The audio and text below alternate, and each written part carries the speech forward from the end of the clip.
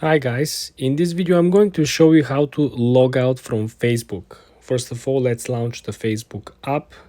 The easiest thing that you want to do is to go and click on your profile picture on the lower right corner, and then you want to scroll all the way down and you see the logout function.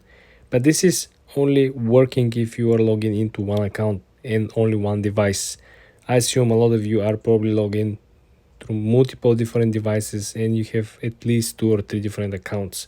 So let me show you how you can actually log out from all the devices and from all the accounts. You want to go back all the way up.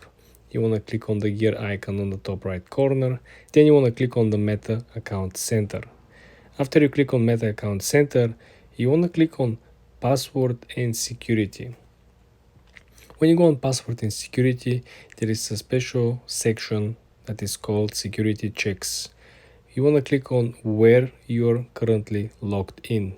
When you click on this, you will see which accounts are currently logged in through which devices. For example, we have account 1, 2, 3, 4, 5, and each account is logged in through different device: tablet, PC, phone, Android, iPhone.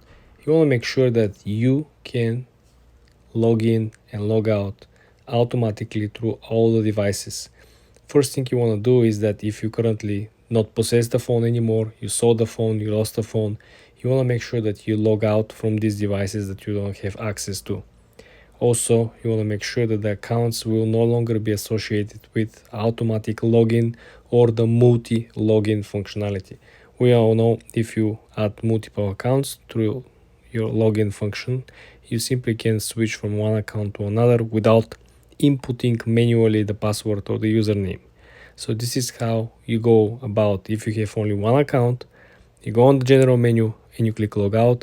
But if you have a multiple accounts, you gotta go to the Meta Center, you gotta go to Password and Security, and you have to click on where you're currently logged in. Subscribe and follow for more.